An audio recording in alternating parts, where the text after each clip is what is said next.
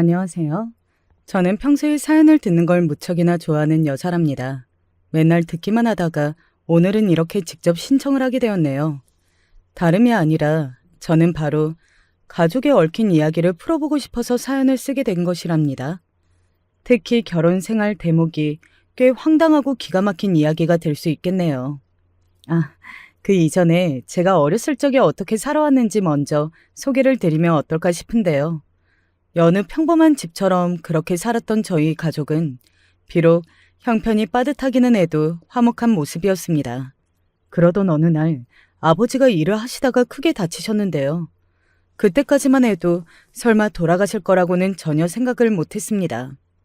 수술을 받으시고 그 다음에 재활을 거치면서 다시 일상을 평범하게 보내게 되실 줄로만 여겼어요. 하지만 병원 측의 황당한 판단으로 인해 아버지는 잘못된 수술을 받고 마셨습니다. 그 이후 재차 수술을 받으셨지만 이미 아버지의 컨디션은 곤두박질 치기 시작한 상태였어요. 엄마는 그 괴로운 과정을 다 지켜보시며 너무나 힘들어하셨습니다. 내가 힘없고 바보 같기만 한 사람이라서 미안해. 여보, 다음 생에 있다면 부디 나같이 어리석고 가진 것 하나 없는 여자하고 결혼하지 마. 당신처럼 성실하고 책임감 넘치고 매사에 열심히 살던 남자는 나보다 더 좋은 여자를 만나서 결혼을 했어야 했는데 내가 정말 미안하고 면목이 없어. 여보, 부디 가는 길 편안히 가. 알았지? 내가 끝까지 지켜볼게. 당신 손을 내가 꼭 붙잡고 있을게. 엄마가 목 놓아 우셨습니다. 아버지가 돌아가시던 때 그 임종의 순간에 저도 있었습니다. 불과 며칠 전까지만 해도 저에게 중학교 졸업을 축하한다며 웃어주신 분이었고 졸업식에 꼭 참석을 하고 싶었는데 몸이 따라주지 않았다고 하시면서 저에게 계속해서 미안하다는 말을 건네주셨던 분이었습니다. 그래서 아버지가 이렇게 돌아가신다는 사실이 믿어지지가 않았어요. 아버지가 편찮으신 지 몇 주가 되었으니 그 사실에는 자체에는 적응이 된 지 오래였으나 이렇게 돌아가신다는 것은 전혀 다른 문제였습니다. 전혀 받아들여지지가 않더라고요. 아버지의 손을 꼭 붙잡고 흐느끼며 말씀을 이어가시는 엄마의 모습이 마치 꿈처럼 느꼈습니다. 현실 같지가 않았어요. 마음의 준비가 전혀 안 되어 있던 상태에서 아버지를 보내드려야만 했습니다. 한 가정을 박살내버린 병원 측은 그 어떤 유의미한 보상도 해주지 않았습니다. 힘없고 바보 같은 저희 같은 사람들은 병원이라는 거대한 권력을 상대할 배짱도 능력도 아무것도 없었습니다. 무력해서 비참하더라고요. 그런 상태에서 시작한 고등학교 생활을 제가 잘 적응할 수 있을 리가 없었죠. 중학교 때는 제법 활발한 게 저의 모습이었는데 불과 몇 달 만에 완전히 딴판이 되어 있었어요. 이따위 더럽고 불공평하고 치사한 세상을 살아봤자 뭐하겠나 싶은 생각도 들었으며 대학을 잘 가봤자 그게 무슨 의미가 있겠나 싶은 생각도 따라 붙었어요. 우리나라에서 대학을 제일 잘 간다고 하는 경우가 의대였는데 기껏 그렇게 대학을 잘 가서 죽도록 노력해서 의사가 되면 뭘 하나요? 그런 비양심적인 행위로 한 가정을 망쳐놓는 게 의사인 것을요. 냉소적인 생각만 하게 된 저는 교우 관계가 좋지 못해졌고 그래서 1학년을 통으로 날리고 외롭게 지냈습니다. 1년 정도가 지나니까 정신이 좀 차려지더라고요. 아버지의 기일을 보내고 나니까 그제서야 영원한 이별이 가슴속으로 납득이 되고 인정이 되는 느낌이었던 것 같아요. 너무나도 괴로워하시던 엄마 역시 아버지의 기일을 기점으로 다시 정신을 차리고 앞만 보여 나아가기로 그렇게 결단을 내리시는 모습이었습니다. 다시 힘을 내서 그렇게 학교 생활에 임하려고 했는데 뜻대로 상황이 따라와 주지는 않더라고요. 1학년 때 같은 반이었던 친구 몇 명이 2학년 때도 같은 반이 되었는데 다른 애들한테 제 이야기를 이렇게 해놓았더라고요. 얘들아, 김지연 쟤는 혼자 있는 걸 좋아하니까 다들 실수로 말을 걸지 않도록 주의해. 김영은 취미가 사색을 즐기는 거야. 보기에는 우울해 보여도 쟤는 원래 저러는 애니까 그러려니 여기고 넘기면 돼. 저에 대해서 그런 이야기를 듣고 난 뒤에도 저랑 친해지고 싶어 하는 사람은 아무도 없었습니다. 자발적으로 혼자 지내는 걸 즐겨하는 아이라고 소문만 더 무성해져서 그런 저를 비웃고 조롱하는 경우만 늘어났죠. 제가 어쩌다가 친구들이 주고받는 재미있는 농담이 들려와서 웃음이라도 지을 때는 핀잔이 날아오기도 했습니다. 야, 김지연, 너 왜 웃어? 어? 나는 그냥 이야기가 웃겨서 웃음이 나온 건데 미안해. 엿들을 생각은 아니었어. 우리들의 목소리가 컸으니까 들렸을 수도 있지. 그런데 너는 웃으면 안 되는 거 아니야?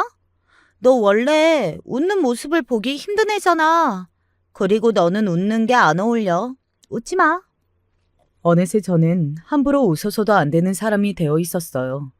제가 즐거운 표정을 짓고 웃고 활발하게 굴고 이런 걸 다른 애들이 싫어했습니다. 그때 당시에는 미숙한 시기를 지나고 있었기에 정확히 그 현상을 정의 내리지 못했으나 나이를 먹고 나서 그런 상황들을 돌아보니까 그건 다른 애들이 저에게 나대지 마라 이렇게 딱 경고를 하고 선을 긋는 행위였습니다.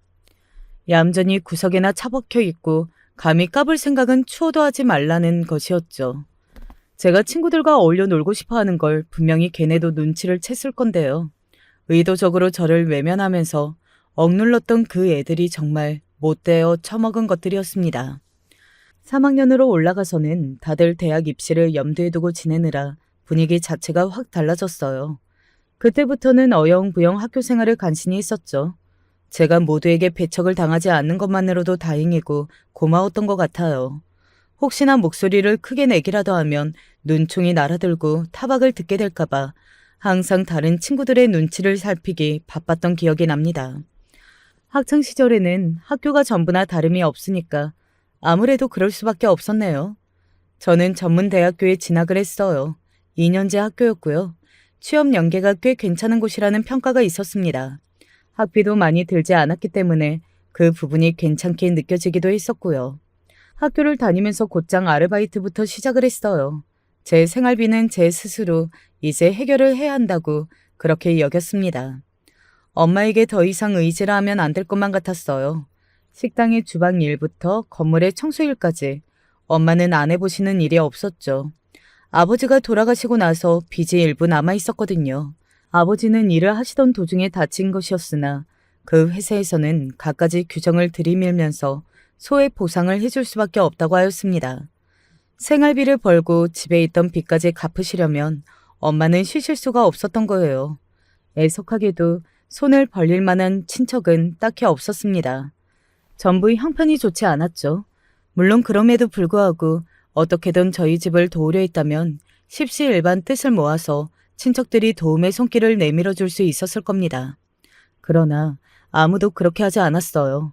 그 사실이 서글펐으나 그렇다고 해서 섣불리 원망을 할 수도 없는 문제였으니 이런 게 바로 살면서 마주하는 인간관계 속의 고충이 아닐까 싶습니다. 엄마와 저는 서로를 이해하는 이해자였고 서로가 있기에 의지를 할 수 있는 모녀지간이었어요. 아버지가 돌아가신 아픔을 함께 공유하는 존재가 있다는 것만으로도 위안이 될 때도 있었고요. 짧은 대학 재학 기간은 금방 지나갔고 정신없이 바쁜 대학 생활을 하며 공부도 하고 아르바이트로 돈도 벌었던 저는 어느새 예전에 제법 활기찼던 성격으로 돌아와 있었어요. 그래, 내가 아버지가 갑자기 그렇게 돌아가시고 나서 너무 힘들어서 방황을 할 때도 있었지만 이제 그건 다 지나간 과거인 거야. 더욱 기운을 내면서 앞으로 열심히 살면 되는 거야.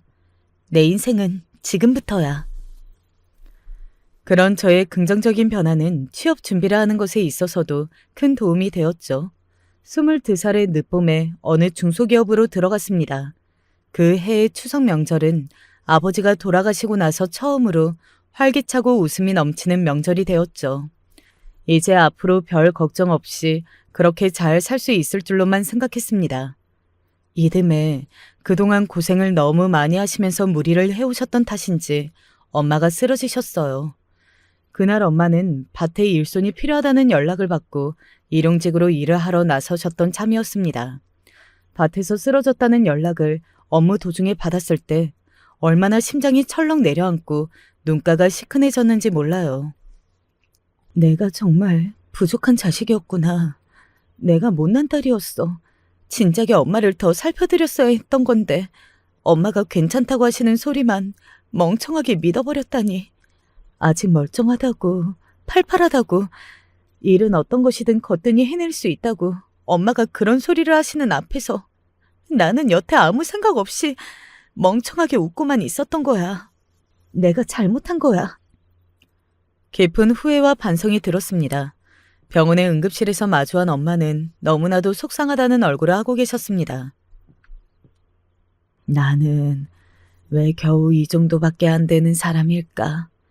잘난 것도 없고 할 줄 아는 것도 없고 그저 무식하기만 하고 네 아버지도 나를 안 만났으면 더 멋지게 살았을 남자인데 정말 아깝게 떠났어. 엄마, 갑자기 돌아가신 아버지 이야기는 왜 하고 그러세요? 제발 자책하지 마세요.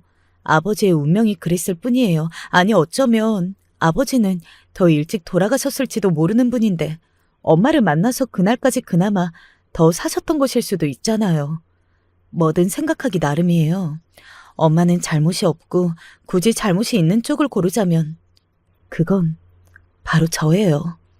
제가 잘난 자식이 아니고 한없이 못난 자식이니까 엄마가 고생만 하시다가 오늘 이렇게 쓰러지시기까지 하신 거잖아요. 예, 지연아, 너 그런 소리 마라. 너는 한없이 잘난 자식이야. 내 인생의 유일한 자랑이 있다면 그건 바로 너야. 네가 내 유일한 자랑거리인데 못났다니, 네 잘못이라니 말이라도 그렇게 하지 마라. 내 가슴 찢어진다. 엄마가 스스로를 비하하시면 제 가슴도 그렇게 찢어지는 거예요. 그러니까 앞으로 제발 그러지 마세요. 네? 엄마는 저를 향한 미안함으로 눈물을 글썽이시면서 고개를 끄덕이셨습니다. 그날 이후로 엄마는 무리해서 일을 나가시는 건 그만두기로 하셨어요.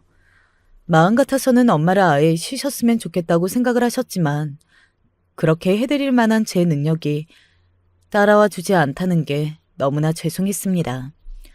일주일에 3번 식당 일을 나가시며 엄마는 지내기 시작하셨죠. 그래서 저희 집에 닥쳤던 진정한 문제는 엄마의 건강 악화가 아니라 다른 곳에 있었습니다. 저에게는 남동생이 한 명 있습니다.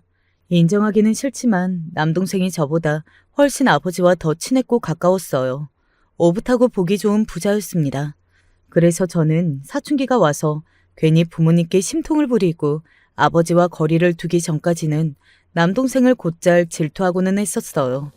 제가 그런 아이였죠. 저도 아버지에게 치대고 싶고 마음껏 조르고 싶은데 그러진 못하는 동안 남동생은 망설임 없이 아버지의 등에 올라타고 장난까지 치는 녀석이었거든요. 그런 모습이 저는 부러웠던 거예요. 그리고 아버지 역시도 입버릇처럼 사내 녀석은 이래야 한다고 그러시면서 남동생을 맨날 더 높게 쳐주셨습니다. 저는 아버지 앞에서 남동생보다 뒤로 밀려나는 기분이 들었죠. 남동생이 얄미웠어요. 어린 동생을 질투나 하는 못난 누나가 바로 저였던 거예요. 아버지가 돌아가시고 난 뒤에 저는 넋이 쏙 빠져 있었고 힘든 학교 생활을 하느라 남동생 챙길 겨를이 전혀 없었습니다. 개구쟁이였던 녀석이 어느 순간 조용해져 있길래 그것 참 다행이라는 생각이나 기껏 했었고요. 그런데 그게 저의 착각이었던 거예요. 남동생 녀석의 아버지가 갑자기 그렇게 돌아가시고 나서 너무 힘이 들었던 모양입니다. 사춘기가 와서 말수가 없어진 게 아니었어요. 성격이 조용하고 차분해진 게 아니었어요. 너무 정신적으로 힘이 들어서 그냥 다 놔버렸던 것입니다. 제가 고등학교 때 따돌림을 당했다면 남동생은 자발적으로 세상에 벽을 치고 살았습니다. 그 우울함으로 둘러싸인 벽을 제때 아무도 부숴주지 못했습니다. 그렇게 남동생의 상태는 점점 악화가 되고 있었던 거예요. 여러분은 혹시 뉴스에서 이런 단어를 보신 적이 있나요? 일본어인데 우리나라에서도 그대로 쓰는 표현으로 히키코모리입니다. 외부와 단절된 채 집에서 자발적으로 갇혀 사는 사람을 뜻하는데요. 은둔족이라든지 사회적으로 고립이 되어서 집 밖으로 나오지 않는 청년들이라든지 이런 표현을 쓰는 뉴스를 아마 한 번쯤은 보셨을 것입니다. 제 남동생이 바로 뉴스에서 사회현상으로 꼽는 이런 경우에 속하는 사람이었던 거예요. 남동생이 고등학교를 다닐 때까지는 몰랐죠. 심각한 걸 전혀 몰랐다가 대학을 안 가겠다는 소리를 듣고서 엄마와 제가 둘 다 귀를 의심했던 것입니다. 대학을 안 가? 왜? 그럼 대학 안 가고 뭐 할 건데? 몰라. 모르기는 뭘 모른다는 거야. 네 이야기인데 네가 모르면 누가 알아. 대학을 안 가겠다는 건 100번 양보해서 그렇다 치고 그러면 바로 일자리를 구할 거야? 아니, 그럴 생각 없어. 왜 생각이 없는데? 취업할 생각 없어. 그럼 일단 졸업한 대로 아르바이트라도 시작해. 딱히 하고 싶은 게 없으면 일단 아르바이트라도 하면서 돈을 벌고 하고 싶은 걸 생각하고 고민하면 되는 거야. 그때 가서 다시 대학을 가고 싶다고 하면 또 공부를 해도 되는 거고. 내 말이 뭔 뜻인지 알아들었지? 솔직히 머리 끝까지 화가 났었으나 남동생이 힘이라고는 하나도 없는 기색을 하고서는 축 늘어져 있으니까 차마 그 앞에서 험한 소리가 안 나가더라고요. 아버지가 돌아가시고 나서 제가 남동생을 전혀 챙기지 못했던 게 사실이기도 하니까 속으로 미안하다는 생각도 들고 있었고요. 그래서 남동생을 뒤에서 응원해주고 밀어주고 그렇게 해줄 마음이 강하게 있었습니다. 그 정도의 누나 노릇은 거뜬히 해낼 수 있다고 생각을 했었고요. 아니 그런데 이 녀석의 아르바이트를 비롯해서 그 어떤 것도 할 생각이 없었지 뭔가요? 사람이 일을 안 하고 그럼 어떻게 살겠다는 것인지 저는 도무지 남동생을 이해할 수 없었습니다. 처음 1년은 어디 하고 싶은 대로 실컷 해보라는 차원에서 그냥 뒀습니다. 인생에서 다시 돌아오지 않을 20대 젊은 청춘인데 아무것도 안 하고 집에만 틀어박혀 있는 것만큼 바보 같고 멍청한 건 없을 거라고 저는 그렇게 생각했습니다. 집이 대궐같이 넓은 집이라면 또 모를까. 집도 아담하게 이럴 데 없었거든요. 그런데 이 아담한 집에서도 좁은 방에 햇볕도 잘 들어오지 않게 커튼까지 나까지 그렇게 쳐놓고서 남동생이 지냈습니다. 만화책을 보거나 컴퓨터를 하는 게 전부였어요. 1년을 그렇게 허비하면 정신을 좀 차릴 줄 알았는데 아니었습니다. 네 친구들은 전부 대학교에 가서 캠퍼스의 낭만을 즐기고 있는데 너는 그러고 싶어? 도대체 그렇게 사는 이유가 뭐고 목적이 뭔데? 나는 진짜 네가 왜 이러는지 모르겠다. 그냥 나를 좀 내버려 두면 안 돼? 내가 바라는 건 그것 말고는 없어. 그래? 그거야말로 내가 지금 가장 원하는 것 중에 하나야. 너를 그냥 내버려 두는 거. 근데 너 돈 없잖아. 밥은 네 손으로 차려 먹을 줄 알기나 하니? 할 줄 아는 게 없고 하고 싶은 것도 없는 너인데 혼자서 뭘 어쩔 거야. 엄마가 내가 너한테 없으면 네가 이따위 정신병자 같은 생활을 계속 이어갈 수 있을 것 같아? 아니야. 너는 그것마저도 혼자서는 해낼 수 없어. 누군가가 밖에 나가서 돈을 벌어오고 집안 일을 하고 밥을 차려주니까 네가 이따위 정신 상태로 살 수 있는 거야. 알아? 제발 주제 파악이나 하고 주둥이를 놀려. 제가 그쯤에 직장에서 너무 힘든 일이 있었어요. 겨우 이런 돈을 받으면서 이런 취급을 당하는 곳을 계속 다녀야 하나? 이런 자괴감이 마구마구 들었어요. 그런데 엄마는 일을 하시다가 손목을 잘못 쓰셨는지 손목이 너무 시큰거리고 통증이 밀려와서 밤에 잠도 설친다고 했습니다. 꾹 참고 내색을 안 하시다가 제가 캐물으니까 그제서야 말씀을 해주셨던 것이고요. 얼른 더 나빠지기 전에 정형외과에 가라고 그랬죠. 그러자 엄마는 또 돈 들고 시간 들게 생겼다면서 한숨을 쉬셨습니다. 자책을 하시는 듯 보였어요. 그러고 있었는데 남동생이라는 놈이 방구석에서 아무것도 하지 않고 배나 벅벅 긁으면서 컴퓨터 앞에 앉아있고 그게 아니면 이불을 뒤집어 쓰고 종일 자빠져 누워있으니까 제가 속에서 열불이 안 끓어오를 수가 없었죠. 너무 화가 나서 이제는 못 참겠다 싶어서 남동생한테 쏘아 붙였어요. 남동생은 제 촌철살인 앞에서 말문이 막혔는지 고집스레 입을 꾹 다물 뿐 대꾸를 못하더군요. 자기도 양심이 있고 생각이 있으면 반박할 거리가 없었겠죠. 그런데 갑자기 엄마가 다가오셔서 제 팔을 잡아 끄셨습니다. 지연아, 너 네 동생한테 왜 그래? 말을 왜 그렇게 심하게 내뱉어? 네 동생이 받을 상처는 생각 안 해?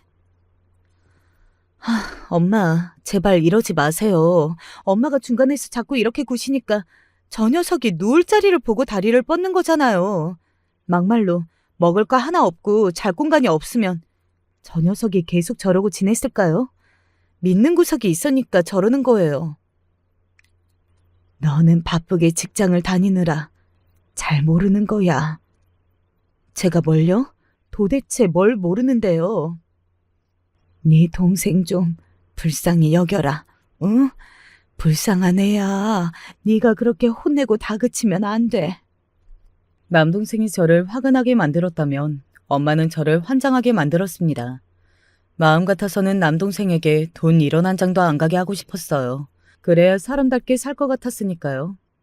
하지만 엄마의 생각은 달랐습니다. 아버지가 돌아가시고 나서 남동생이 그 지경으로 힘들어하면서 우울해하느라 땅을 파고 들어갔다는 걸 너무 뒤늦게 알아차려서 엄마는 그게 미안해서 어쩔 줄 몰라 하셨어요.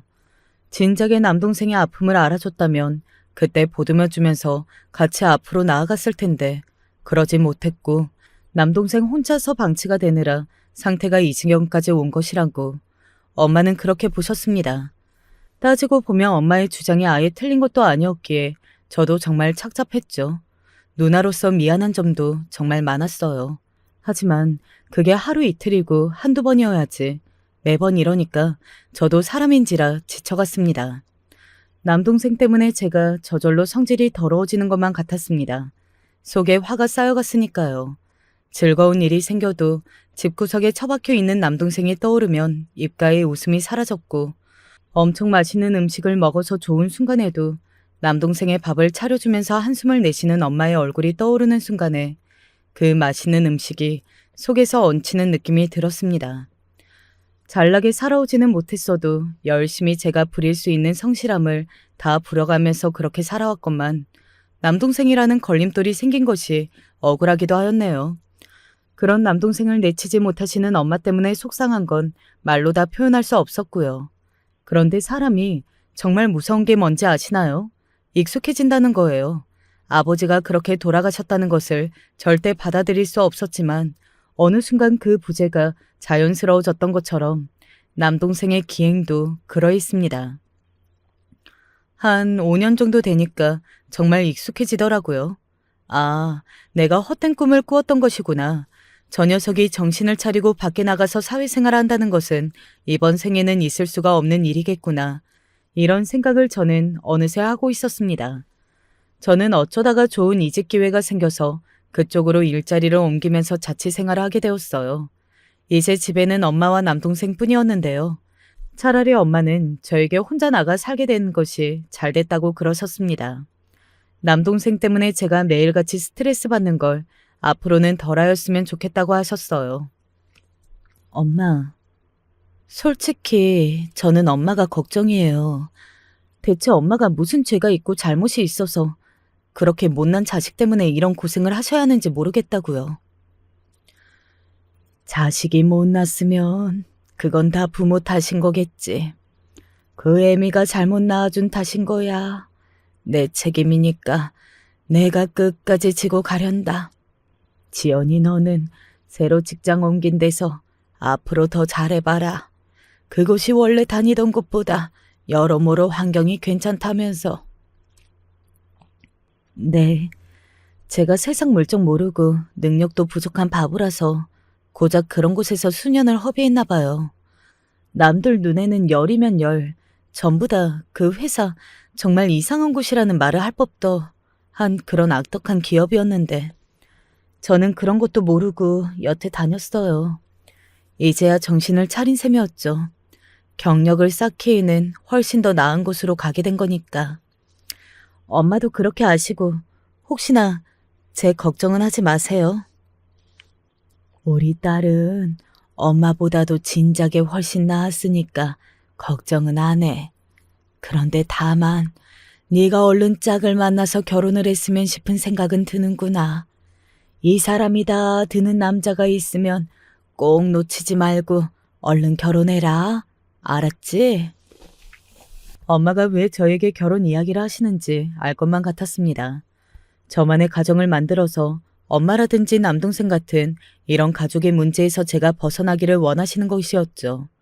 굳이 그런 말씀을 안 하셨음에도 저는 그게 느껴졌어요. 평생 고생만 해오신 엄마가 너무나도 안쓰러웠고 한없이 죄송하다는 심정으로 집을 떠났습니다. 제 인생은 어쨌든 살아나가야만 했으니까요. 앞을 보고 나아가자는 다짐을 다시금 강하게 떠올리면서 새로운 곳에서 새로운 일을 시작했고 새로운 인연 또한 만났습니다. 남편하고는 딱 1년을 만났고요.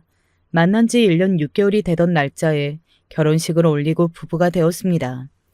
남편이 저랑 만나기 직전에 시아버지께서 돌아가셨어요. 오래 투병을 하신 끝에 영면에 드신 것이었죠. 오래 편찮으셨고 그래서 돌아가실 것도 진작에 알고 있었고 마음의 준비까지 다 되어 있었는데 그런데도 막상 아버지가 돌아가시니까 너무 괴롭고 허무하더라. 남편의 이야기가 무슨 이야기인지 저는 정확히 알 수 있었어요. 저 또한 부친상을 겪어본 입장이었기에 공감이 갔죠. 그런 유대감으로 저희는 무척 가까워진 사이였습니다. 헛헛한 심정을 저를 만나면서 달래고 채운 남편이 저와 무척이나 결혼을 하고 싶어 했기 때문에 시어머니께서는 어쩔 수 없이 저를 며느리로 받아주셨어요. 우리 만석이는 세상에서 제일 잘난 녀석인데 내가 낳은 내 자식이라서 하는 소리가 아니라 정말 우리 만석이보다 잘난 녀석이 눈 씻고 찾아봐도 없는데 집안도 외모도 능력도 전부 변변치 않아서 삼박자가 고루고루 미달인 여자하고 우리 만석이하고 결혼을 하게 되다니 이건 하늘의 농간이고 배신이야. 시어머니께서는 제가 남편하고 결혼을 하게 된 것이 못내 분해 보이시기는 했습니다.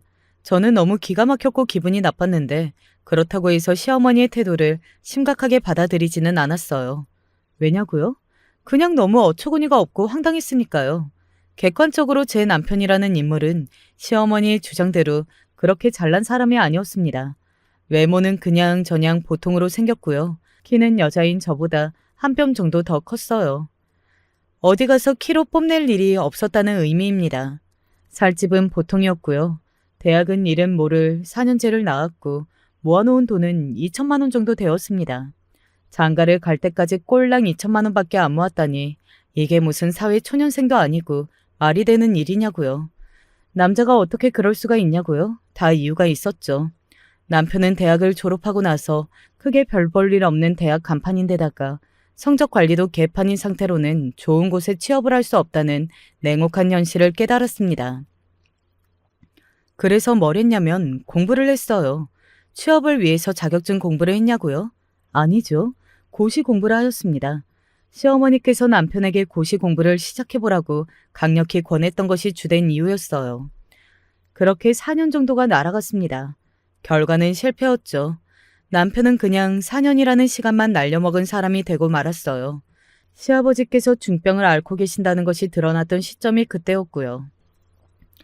아버지가 그렇게 편찮으신데 내가 언제까지고 공부에만 매달려 있을 수만은 없는 노릇이었어. 그래서 안타깝지만 공부를 접어야 했지. 만약 계속했다면 1년만 더 했어도 내 운명이 달라졌을 텐데. 그러나 아버지를 위해서 선택한 것이었으니까 후회는 없어.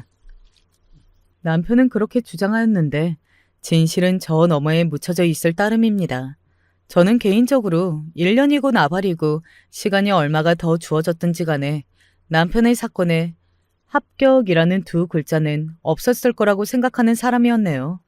어쨌든 그렇게 세월을 보냈던 탓에 남편은 사회생활을 시작하는 게 좀 늦어졌어요. 하지만 그렇다고 해도 남자인데 수중에 모은 돈이 2천만 원인 건 너무한 거 아니냐고요? 간단히 생각을 해보세요, 여러분. 만약에 남편이 들어간 직장이 억대 연봉을 주는 곳이었다면 2천만 원이라는 숫자가 나오지 않았겠죠. 월급이 쥐꼬리만한 곳이니까 그런 숫자가 가능했던 것입니다. 남편이 학벌도 그저 그렇고 내세울 경력도 없는데 좋은 곳을 갈 수 없었으니 별 수 없었다고 생각해요. 그리고 남편도 믿는 구석이라는 게 있었거든요. 집안의 재산 말입니다.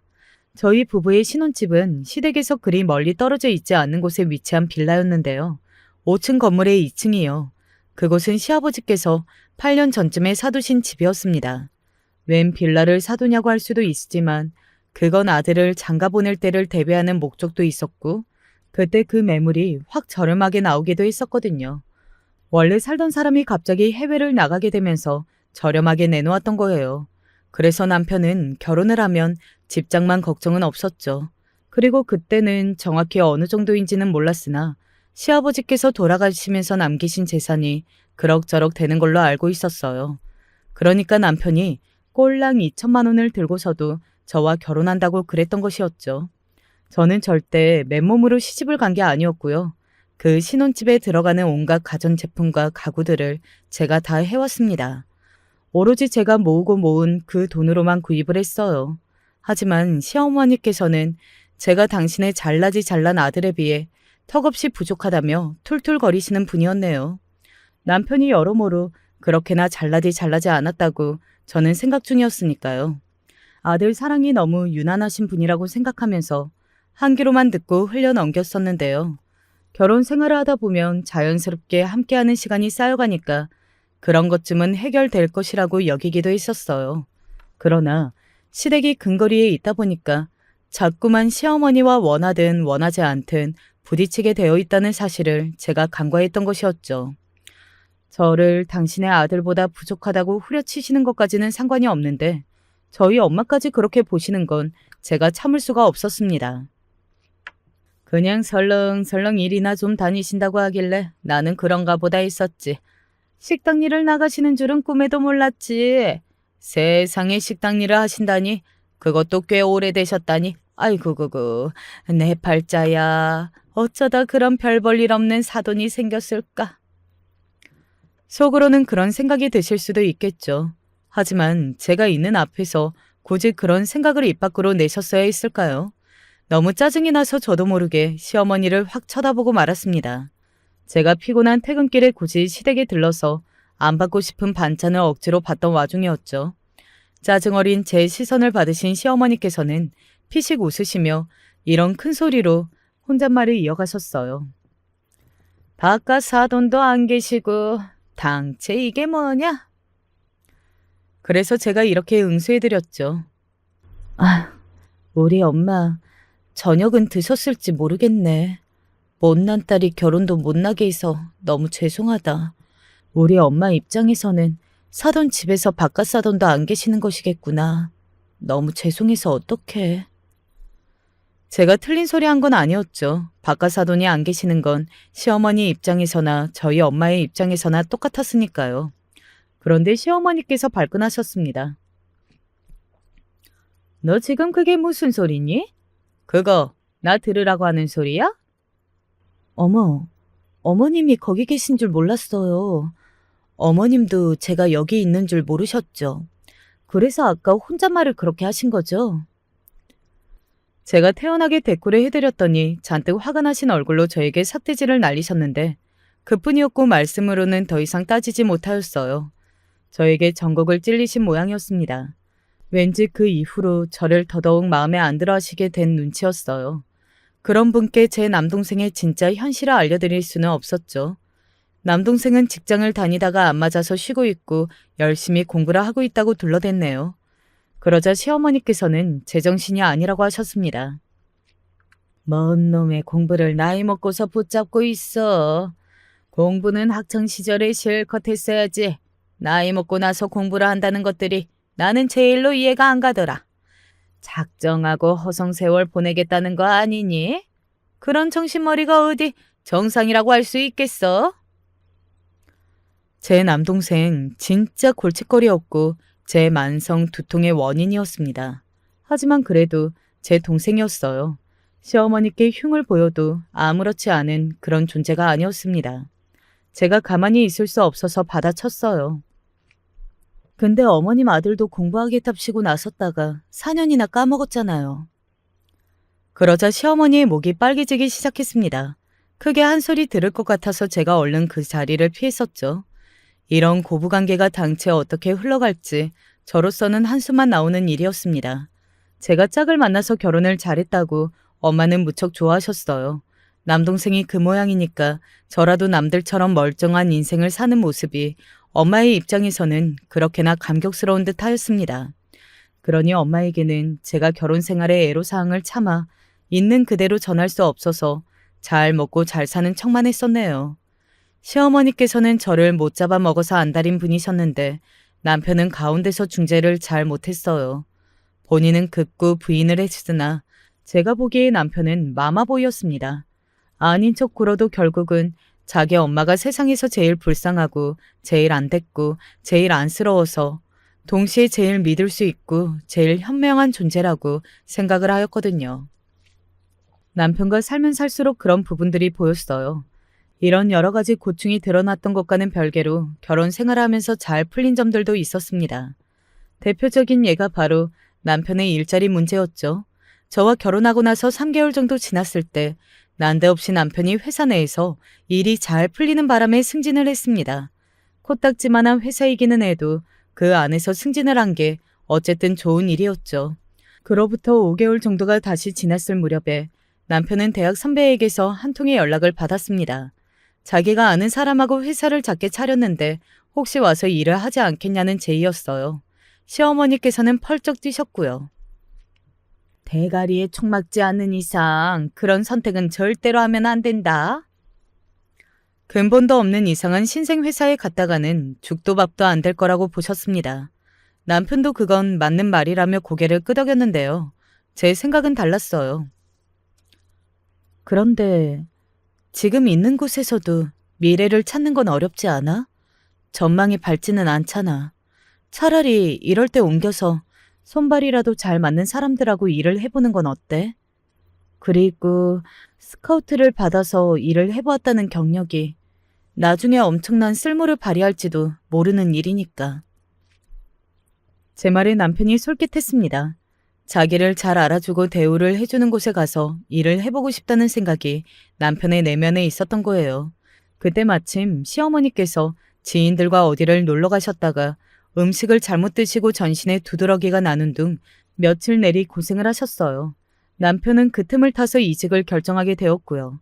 저 때문에 당신의 아들이 이제 쫄딱 망하게 생겼다면서 시어머니께서는 저에게 원망을 쏟아내셨죠. 아주 대단한 곳을 다니고 있었다면 모를까. 딱히 그런 것도 아니니까 쫄딱 망할 일도 없을 것 같은데요. 제가 솔직하게 생각을 밝혔다가 하마터면 시어머니께 뺨을 맞을 뻔했습니다. 손을 치켜드시더라고요. 사람을 때리려 하시다니. 그때 너무 놀랍고 실망했고 아무튼 복잡한 기분이 들었던 것 같아요. 그리고 남편은 제 조언을 받고 옮긴 곳에서 즉시 승승장구하기 시작했습니다. 그곳이 예상 밖으로 가파른 성장세를 보인 거예요. 남편은 저에게 고맙다고 하였으나 시어머니께서는 저를 모른 채 하시며 입을 싹 닦으셨습니다. 모든 게 결단을 잘 내린 남편이 이뤄낸 것이지 그 과정에서 제가 이룬 건 아무것도 없다고 보셨고요. 그리고 얼마 뒤 제가 원인 모를 이명 증세가 심하게 생겨서 일을 그만두게 되었어요. 누적된 스트레스 때문이라는 추측만 있었습니다. 게다가 직장 내에서는 그때 이모저모가 많았거든요. 너무 힘이 들어서 그만둘 수밖에 없었어요. 사람 낳고 일 낳지 일 낳고 사람 난 건 아니라고 봤거든요. 괜히 무리를 했다가 사달이 날 수 있음은 과거에 엄마가 쓰러지셨던 일화만 떠올려 봐도 알 수 있었고요. 남편이 이제 전보다 벌이가 훨씬 좋았으니 제가 일을 안 다녀도 가게에 부담이 갈 일은 없었습니다. 하지만 시어머니께서는 몹시도 배가 아파하셨어요. 우리 만석이가 쇠가 빠지게 고생하며 벌어온 돈으로 저게 혼자 집구석에서 즐기면서 유유자적하게 지내고 있다니 이럴 수는 없는 거야. 제 덕에 남편이 잘 나가게 된 것임을 시어머니께서는 죽었다 깨어나도 인정을 안 하셨기에 제가 무조건 염치 없이 누리기만 하고 민폐만 끼치는 존재라고 보셨던 거예요. 시어머니와 고부 갈등의 골이 걷잡을 수 없이 깊어지기만 하는 것 같아서 저는 결혼 생활이 행복할 수가 없었어요. 즐거운 일이 있어도 맛있는 음식을 먹어도 제 머릿속에 떠오르는 순간 제 기분을 가라앉게 만들었던 남동생처럼 결혼 생활에 있어서 시어머니의 역할이 딱 그랬습니다. 남편과는 너무 괜찮다가도 시어머니 때문에 가끔 한 번씩 찬물이 확 끼얹어지는 기분이 들었어요. 중간에서 남편이 역할을 잘하는 것도 아니고 가까이 사니까 시어머니와 선을 딱 긋고 사는 것도 힘들었죠. 제가 몸이 안 좋아서 퇴사를 한 것을 두고 엄마는 많이 걱정을 하셨습니다. 엄마에게 심려를 끼쳐드리고 싶지가 않았어요. 그것은 사양이었으니까요. 그래서 너무 속상했었는데 엄마가 말씀하시기를 제 소식을 듣고 남동생이 제 걱정을 하고 있다는 것이었습니다. 남동생에 관해서는 엄마가 과장을 하시는 경우가 많았기에 처음엔 안 믿으려 했는데요. 거듭 정말이라고 사실이라고 엄마가 그러셨어요. 내가 어쩌다 보니까 말이 헛나와서 네가 몸이 많이 안 좋아서 병원에 다니느라 일을 그만뒀다고 네 동생한테 그렇게 말을 해버렸지 뭐니. 네? 제가 그 정도로 몸이 안 좋은 건 아닌데. 그치만 어쨌든 그 녀석이 제 걱정을 다 안다니까 그건 정말 놀랄 노짜네요.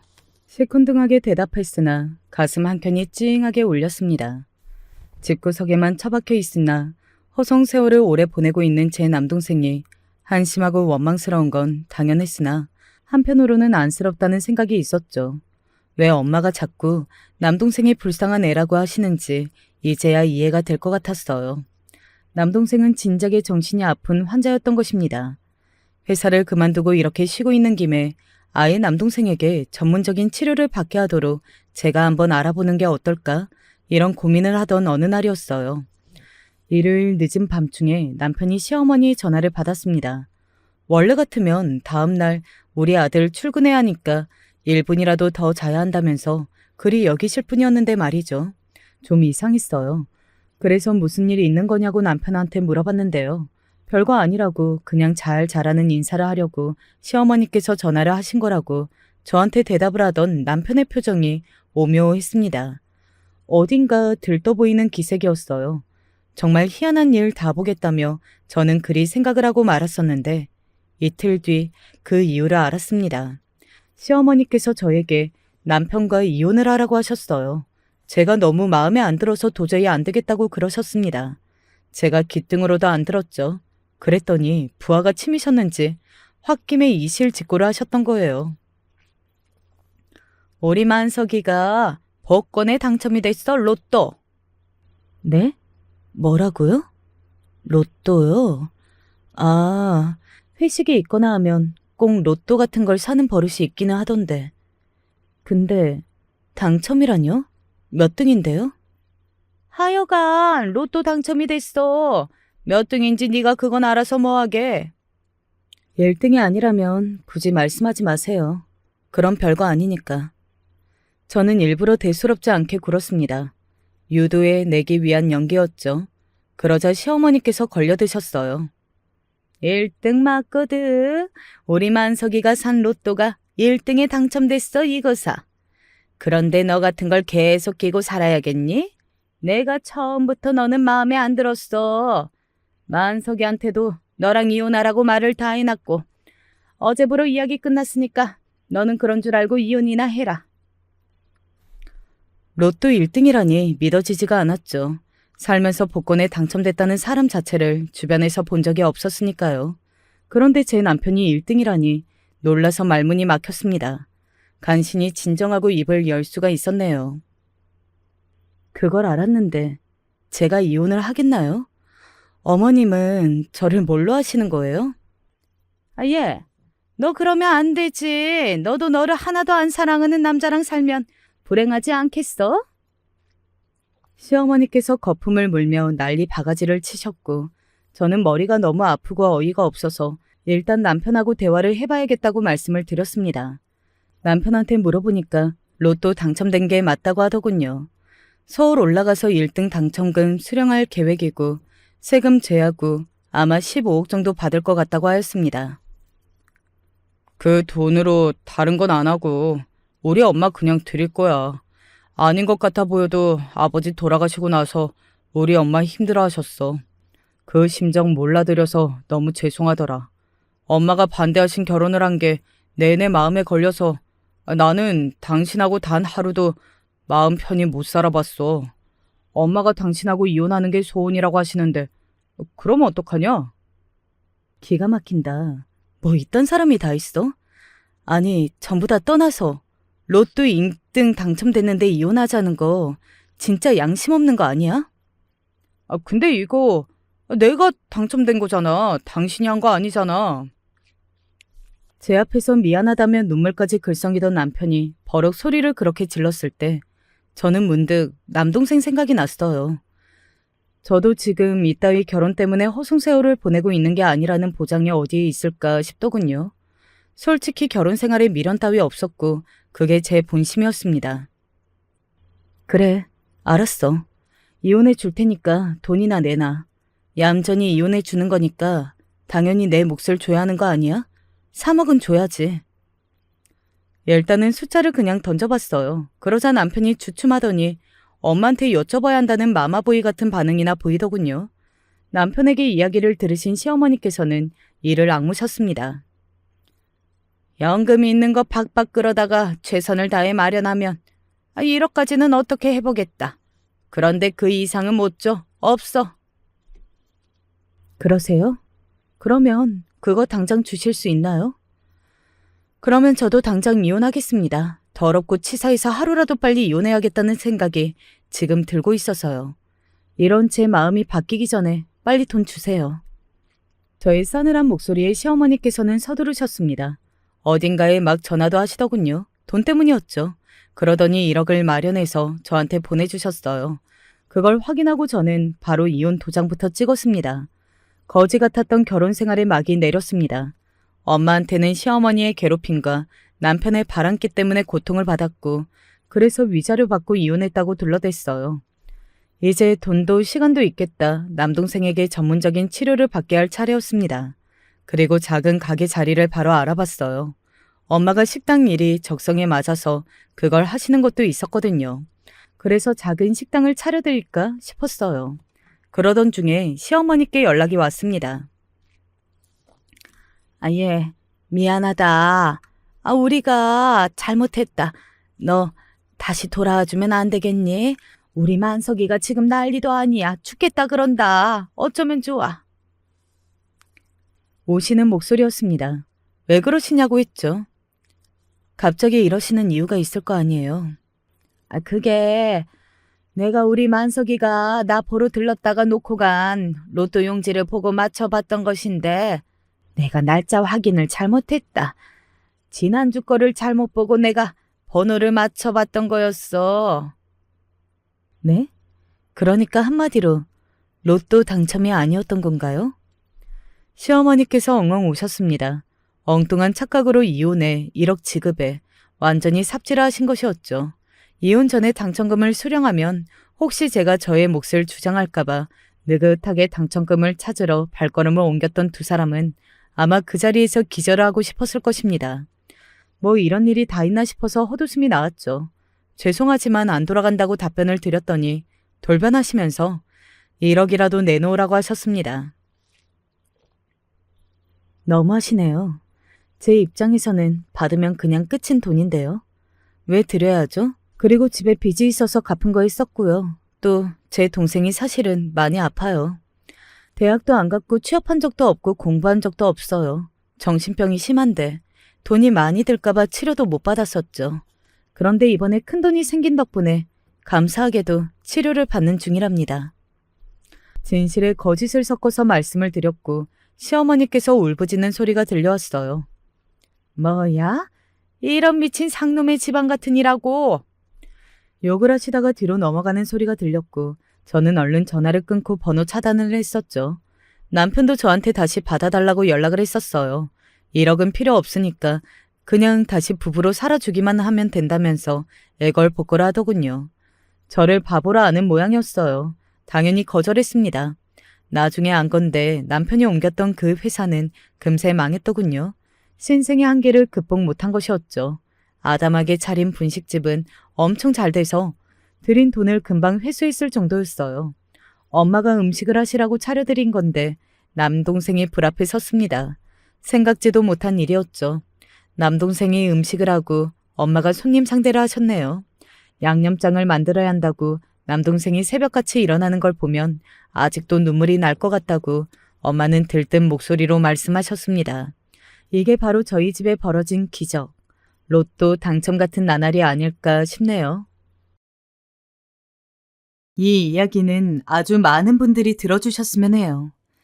그리고 또 부디 좋은 시선으로 제 선택을 바라봐 주셨으면 해요. 글재주는 없지만 한번 시작해 볼게요. 제가 태어날 무렵에 아버지는 안 계셨고 어머니께서 홀로 자식들을 키워오셨어요. 아무래도 형편이 넉넉지 않고 형제들도 있다 보니 공부도 많이 하지 못했는데요. 그래도 어찌어찌 나중에 기술을 배워서 잠깐 직장도 다녔어요.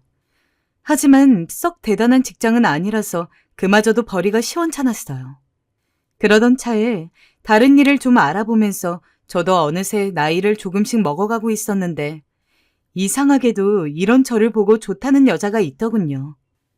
처음에는 돈도 없고 학력도 안 되는 내가 뭐가 그렇게 좋은가 싶었는데 그 여자는 어릴 때 자기네 부모님이 일찍 돌아가셔서 일찍 가정을 꾸리고 싶다고 하더군요. 성식 씨, 우리 얼른 결혼해서 같이 살아요. 어머니한테도 인사도 가고요. 그럴까요? 나 믿고 결혼해도 괜찮겠어요? 그럼요. 성식 씨, 나는 아무래도 다 좋아요. 성식 씨면 함께 미래를 꾸려나갈 수 있을 것 같아요. 우리 한번 잘 살아봐요. 여자 쪽에서 너무 적극적이기도 했고 우리 집 식구들은 딱히 능력도 없는 막내 아들이지만 이대로 뒀다가는 정말 장가를 안 갈까봐 걱정했던 것 같아요. 그런 타이밍이 잘 맞물려서 형제들이 조금씩 돈을 보태주기도 해서 둘이 겨우 작은 방을 하나 얻어 살게 되었어요. 이후 1년여의 시간이 지나 아내는 임신을 하게 되었고 남자아이 하나를 낳게 되었어요. 아버지에 대한 기억이 전혀 없는 내가 아버지가 된다니. 아들이 태어나던 날의 감상은 정말 벅차오르다 못해 어디다 표현할 길이 없더군요. 고마워 여보. 너무 고생 많았어. 안간힘을 쓰며 고생해준 아내도 고맙고 핏덩이로 나와서 앵앵거리며 눈도 제대로 뜨지 못하는 그 생명체를 보니 가슴 저 밑에서부터 뭔가가 끓어오르는 게 느껴졌어요. 정말 그간 별 관심이 없고 제대로 돌아보지 않았던 내 인생이지만 이제는 정말 장난이 아니다. 앞으로는 더 칼을 갈며 살아야 한다는 생각을 하게 되었어요. 그러면서 제대로 된 직업도 있어야 할 것 같아서 근처 알고 있던 사장님을 통해 일자리를 소개받기도 하고 작은 회사에서 관리하는 업무를 보기도 했어요. 사장님은 뭐든 성실하게 하는 저를 마음에 들어 하셨어요. 성식 씨, 열심히 해줘서 고마워. 덕분에 회사에 요즘 활기가 도네. 더 열심히 해야죠. 감사합니다. 아, 성식 씨 아들이 지금 몇 살이야? 이제 2살이에요. 아유, 그래서 열심히 일하는구만. 한참 클 때이네. 제가 열심히 일하는 건 오로지 가정 때문이었죠. 저만 보고 있는 아내와 아들을 위해서는 못할 게 없었어요. 그래서 나름 제 수준에서는 생활비를 당신 모자라지 않게 아내에게 주었다고 생각해요. 아내도 늘 고마워하면서 받았고 돈을 갖다 줄 때마다 맛있는 찌개와 돼지고기를 잔뜩 삶아서 항상 든든하게 차려주었거든요. 그런데 어느 날 너무도 충격적인 일이 벌어졌습니다. 인생이란 놈이 원래 그런 건지 제 인생만 이런 건지 갑자기 아내가 나와 아들 앞에서 사라져버렸거든요. 그냥 아들을 잘 부탁한다는 내용만 있었을 뿐 저에게 어떤 말도 없는 쪽지만 두고 말입니다. 사람이 너무 충격을 받으면 말도 안 나오고 그 상황에서 이 다음으로 어떻게 나아가야 할지 판단이 안 서나 봅니다. 주인집 아주머니 댁에 가서 이런저런 사정 설명을 하며 아무런 방법도 뭣도 없는 하소연을 했는데 그때 충격적인 이야기를 듣게 되었어요. 내가 자네한테 진지게 말을 해줄 걸 그랬네. 난 또 괜히 부부 사이에 끼어드는 꼴이 될까봐 말을 아끼고 있었는데 말이야. 실은 말이야, 우주 엄마가 어느 날부터인가 몰래 외출을 하더라고. 아들을 나한테 맡기고. 그래서 어느 날은 따라가 봤는데 어린 남자랑 팔짱을 끼고 있더라니까. 너무 놀라서 금방 돌아와 버렸는데 그냥 아무 말 안 하고 입 다물고 있었지. 아유, 성식 씨 어쩌면 좋아, 이 일을. 네, 아내는 그냥 나와 아들 앞에서 사라진 게 아니라 본인보다 더 몇 살 어린 동네 남자랑 바람이 났더군요. 그것도 저만 모르고 있었어요. 살기가 싫었습니다. 그런데 완전히 넋이나가 며칠을 술만 마시며 괴로워하고 있는데 당장 갓난쟁이 아들은 먹을 거 달라고 울어대니 답이 없더군요. 아무리 제가 이렇게 배신당하고 죽겠다는 심정이라고 해도 눈앞에 있는 생명을 그냥 놔두고 사치스럽게 슬퍼할 수도 없었습니다. 결국 정말 울며 겨자 먹기로 낮 시간에는 슈퍼 아주머니께 얼마 드리고 아들을 맡겨두고 그 전보다 더 험악하게 일을 해야만 했어요. 땀으로 범벅이 되어서 슈퍼 아주머니께 아들을 받아 안으면 아들 역시 고나고 땀에 절은 얼굴로 저를 바라보는데 얼마나 가슴이 아팠는지 모릅니다. 제 엄마가 있었으면 편히 안겨서 어디 산책이라도 다니고 엄마 품에서 실컷 놀았을 텐데 말이에요.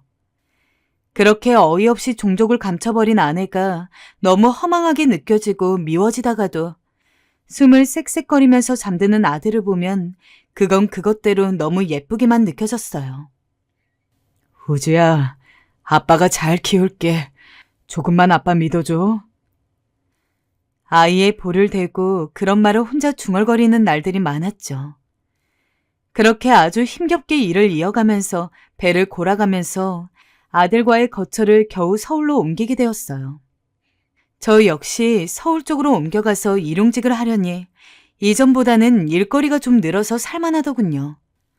물론 몸은 나만하지 않고 늘 진한 땀냄새를 풍기며 밥도 허겁지겁 먹어가면서 일을 해야 했어요.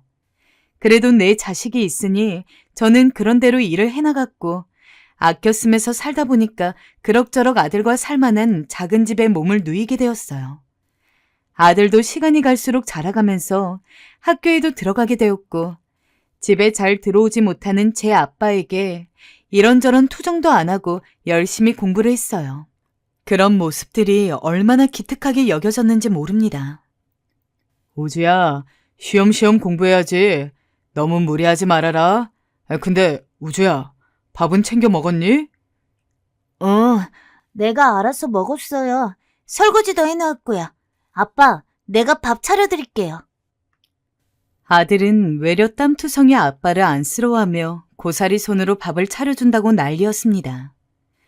그때 참 미안했던 것이 소풍이나 무슨 상담이나 엄마가 따라가야 하는 일에 제가 한 번도 참여를 못했다는 것이에요. 늘 땀에 찌들어 있고 돌아오는 길에 아들 먹거리를 잔뜩 사서 해롱해롱한 상태로 밥을 차려주고 반찬을 해줬고요. 학원이나 뭔가를 가고 공부를 하고 싶다 하면 돈을 대주는 정도밖에 해줄 수 없었어요.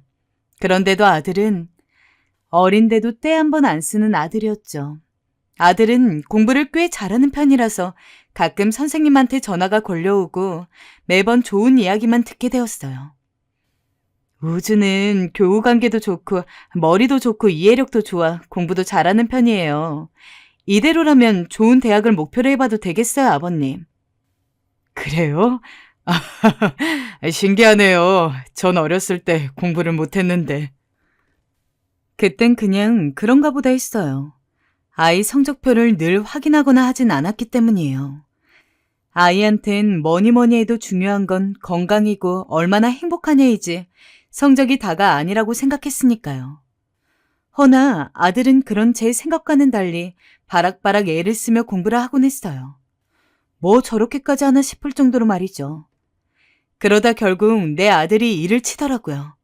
바로 당당하게 의대에 합격해버리고 그 길로 의사의 길까지 큰 풍파를 겪지 않고 쭉쭉 이어서 가게 된 것이었어요. 우리 아들 정말 대견하구나. 아비가 딱히 해준 것도 없는데 뭐라 해야 할지 모르겠다, 아들. 아니에요, 아버지. 그간 학비 대주시고 도와주셔서 감사합니다. 고맙긴. 우리 기념으로 오늘 고기라도 먹으러 가자꾸나. 아들이 대학에 합격한 날 저는 아들을 데리고 고기를 먹으러 갔습니다. 마음으론 더 맛있는 걸 사주고 싶었지만 이거라도 아들 입에 넣어주며 제 마음을 표현하고 싶었죠. 잘 자라줘서 고마운, 한없이 고마운 그런 마음이요. 당시 저는 노가다를 하면서 일을 해오던 중 이제 몸이 슬슬 축나 일을 좀 쉬고 싶었으나 갑자기 아들 학비 생각도 나고 아직 아들이 장가를 안 갔으니 좀 더 해야 되겠더군요. 그래서 몸이 죽어나라 또 일을 하게 되었어요. 아이고, 나이도 있으면 고만 좀 하지. 그러다 몸 축나겠어. 우리 나이에 몸도 사릴 줄 알아야 해. 네, 적당히 할게요. 가끔 가다가 밥을 먹으러 가는 식당 아줌마께서 제게 걱정 어린 얼굴로 이런 말을 하시곤 했지만 저는 조금이라도 몸이 성할 때 하루라도 일을 더해 돈을 더 벌고 싶은 마음뿐이었어요. 그게 내 아들한테 도움이 되는 길이니까요. 아들은 대학까지 무사히 잘 마쳤고 그중 몇 번은 장학금까지 받아 이 아비를 기쁘게 해주더군요. 아버지, 이번 학기는 돈 안 대주셔도 돼요. 하면서 소식을 전해오는데 이 녀석이 자기 아빠 고생 안 시키려고 열심히 공부했을 거 생각하니 눈물이 앞을 가리더라고요. 그렇게 제 아들이 의대를 졸업하니 주변에선 더할 나위 없이 절 부러워했어요. 우주 아빠는 좋겠어. 혼자 몸을 아들을 의대에 보내고 말이야. 대단해, 대단해. 둘이 키워도 못하는 일을 우주 아빠 혼자 해냈네 그려.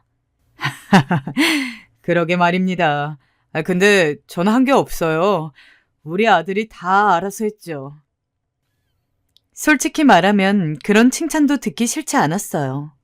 어쨌건 자식 잘 키웠단 칭찬이니까요. 그러고 나니 이제는 아들이 장가만 가면 되겠다 싶더군요. 그럼 이제 저도 아들에 대해 더 걱정할 게 없을 것 같았어요. 그런데 어디 내놔도 빠지지 않을 아들이 30이 되어도 여자 얘기를 도통 꺼내질 않더군요. 의사 생활이 바쁜 건 알지만 그래도 아들이 하루하루 나이를 먹어가니 마음이 초조해지더군요. 우주야, 아버지에게 소개시켜주고 싶은 여자 없냐? 만나는 여자 없어? 없어요, 아버지. 그래.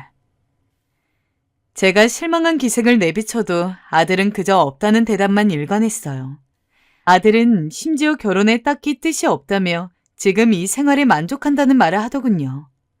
그러니 더 걱정될 수밖에요. 이걸 체념해야 하나, 아들한테 다시 말을 해봐야 하나, 아니면 내가 선자리를 알아보아야 하나, 어찌해야 할지 망설였죠. 그러던 어느 날 아들이 의외의 이야기를 건넸습니다. 얘기를 듣자마자 너무 놀라 입이 떨어지질 않았어요. 아버지, 나도 슬슬 이제 결혼하고 싶은 생각이 있어요. 정말이니? 네. 아버지만 괜찮으면 멀지 않은 시일 내에 상견례 하고 싶어요. 괜찮으세요? 잠깐 숨을 가다듬은 다음 자세한 이야기를 물어봤어요. 아들은 꽤 갑작스럽게 결혼 얘기를 꺼냈어요. 나름 확신이 있던 건지 상대 쪽 아가씨와도 진지하게 말을 했다고 하고 저만 괜찮으면 멀지 않는 시일 내에 상견례를 하겠다는 것이었어요. 너무 갑작스럽게 일이 진행되는 것 같아서 당황스러웠지만 그래도 기다리던 소식이라 저는 아들을 얼싸안고 잘했다 했어요. 그래, 잘 생각했다. 얼른 자리 잡아야지. 내가 아가씨는 언제 볼 수 있는 거냐? 상견례 때 보면 되죠. 상견례 때 아버진 직접 얼굴도 보고 얘기도 한번 나눠보고 싶기도 한데 집으로 한번 데려오기는 좀 그런가? 네, 그건 좀 부담스러울 것 같아요. 그냥 상견례 때 얼굴 보는 게 좋겠어요. 그래, 알겠다. 뭐 어쩔 수 없지. 그럼 그리하자. 솔직히 아이를 혼자 키운 만큼 저는 한번 우주의 여자친구를 만나보고 싶었어요. 저한테 이제 며느리이기도 하고 사실 상견례 전에 인사하러 올 수 있잖아요. 근데 아들 말로는 며느리 쪽이 부담스러워한다 하더라고요. 그래서 어쩔 수 없이 아쉬움을 뒤로하고 상견례 날만 기다렸죠. 상견례 날을 앞두고 왜 그리 긴장이 되는지 나름의 준비를 해서 아들과 고급 식당 입구에서 만나기로 했는데 왜 제가 면접을 보는 마냥 그렇게 긴장을 했는지 모르겠습니다. 미용실에 가서 머리도 만지고 맨날 작업복만 걸쳤으니 근처 옷가게에 가서 옷도 위아래로 해 입었는데 이런 제 모습이 낯설기만 하더라고요. 그때 아들이 보였어요. 허나 이때 아들의 반응이 이날 저를 무척 속 시끄럽게 하더군요. 아버지, 옷이 너무한 거 아니에요? 머리는 또 그게 뭐고 다른 것도 아니고 상견례인데 이런 날은 신경을 써야지 뭐 하자는 거예요. 아니, 나는 그래도 신경 쓴다 했는데 많이 이상한 거냐?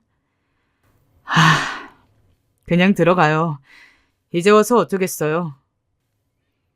전에 없이 날카롭게 탁탁 말을 던져대는 아들의 모습이 좀 낯설었어요. 당황해서 멀뚱멀뚱 보고 있는데 이미 상견례 약속 시간으로부터 여유가 없어 그대로 들어가게 되었어요. 상대 아가씨 쪽 사돈 어른들이란 뭘 잘 모르는 제가 봐도 뭔가 여유롭고 고급스러운 분위기가 있더군요. 과연 아들이 저한테 한 소리를 할 만도 했어요. 같은 자리에 있는 자체가 계속 신경 쓰이고 수도 없이 머리를 매만지고 옷깃을 다시 여잡게 되는 그런 위축되는 부유함이 있더군요. 왠지 모를 낯선 감정에 계속 무한함을 느끼고 있었죠. 그런데 그때 사돈 되시는 분이 제 마음에 걸리는 말을 하더군요. 혼자 아들을 키우셨다 들었는데 힘드셨겠어요. 회사에서 나름 중요한 직책을 맡고 계신다던데 요즘 어떠세요? 네. 갑자기 뜬금없이 회사를 다닌다니 저는 그냥 노가다 꾼일 뿐이었는데 갑자기 그런 얘기를 하니 놀랄 수밖에 없었죠. 그런데 아들이 제게 서둘러 눈짓을 보내더군요.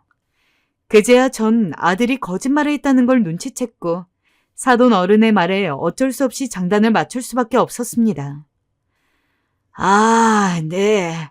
경기가 불황이라 힘들긴 한데 잘 버티고 있습니다. 어줍잖게 그리 장단을 맞추긴 했지만 찝찝함은 가시질 않았어요. 아들이 왜 굳이 내 직업을 숨긴 건지 꼭 그래야만 했는지 섭섭함을 감출 수가 없어 물을 계속해서 들이켜야 했어요. 상견례가 무사히 끝난 후에야 저는 아들을 붙잡고 물었습니다. 우주야, 왜 아버지 직업을 거짓말한 거냐? 말하기 창피했어? 그런데 바로 미안한 기색을 보일 줄 알았던 아들이 제 말을 듣자 그냥 한숨을 푹 쉬더니 이러더군요. 네, 아무래도 그렇잖아요. 격이 안 맞으니까요. 아들은 이 말만 제 앞에 툭 떨어뜨리더니 그대로 며느리에게로 달려갔습니다. 그 후 아들은 그날부터 좀 이상해진 건지 아니면 원래 혹은 훨씬 이전부터 우리의 대화가 많지 않던 날에 저런 모습이 만들어진 건지 헷갈리는 말을 하기 시작했어요. 아버지, 결혼식 때 아빠만 오는 게 좋겠어요. 식구들 말고요. 뭐야? 어느 집에 물어봐도 결혼식 때 부모만 쏙 뽑아서 부른다는 건 말도 안 되는 거 아닙니까? 아무리 제가 어렵게 산다고 제대로 경조사 참석도 잘 못하고 살았지만 그런 풍조 정도는 상식인데 말입니다. 너 그게 말이 된다고 생각해? 네 큰아빠랑 큰고모, 아빠 동료들한테도 다 말해뒀는데 그게 무슨 말이니? 말하면서도 이 당연한 걸 이렇게 굳이 말해야 된다는 게 어이가 없더군요. 그런데 아들은 안경을 확 벗고 저를 노려보더니 잔뜩 미간을 찌푸리며 말을 하는데 저도 모르게 그 말에 눌리게 되었어요. 아버지, 저 창피해 죽는 꼴 보고 싶으세요? 제발 부탁이야, 제발. 내가 다른 거 뭐 대단한 거 부탁한 거 아니잖아. 집을 해달라고 했어. 예식비를 아버지한테 내달라고 했어. 저 결혼식 조용히 치르고 싶으니까 좀 들어주세요. 아버지 친구들, 고모 안 오는 게 그게 조용히 치르는 거냐? 그런 거야? 네, 아버지. 사돈 어른 댁 어떤 분들이신지 보셨잖아요.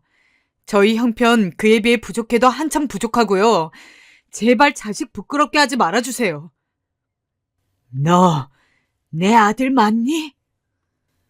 사실 당장 아들이 살 신혼집을 줄 수 있는 형편도 못 되었고 모든 걸 혼자 알아서 하겠다는 그 말에 미안한 마음뿐이었어요. 그런데 아무리 그래도 저에게 이렇게 못되게 구는 아들을 보니 너무 속이 상하더군요. 그래서 그날은 저도 참지 못하고 아들과 한판 크게 붙게 되었습니다. 너 어쩜 그럴 수가 있냐? 아니, 아버지가 창피한 건 그렇다 치자. 우리 집이 그 집안이랑 수준이 안 맞는 것도 어쩔 수 없다 쳐. 근데 아버지 가족들, 동료들까지 그렇게 네 뜻대로 낮춰야 속이 시원하겠어? 내가 널 그리 키웠냐? 오라통이 터질 것 같은 걸 겨우 참고 이은 말이었어요.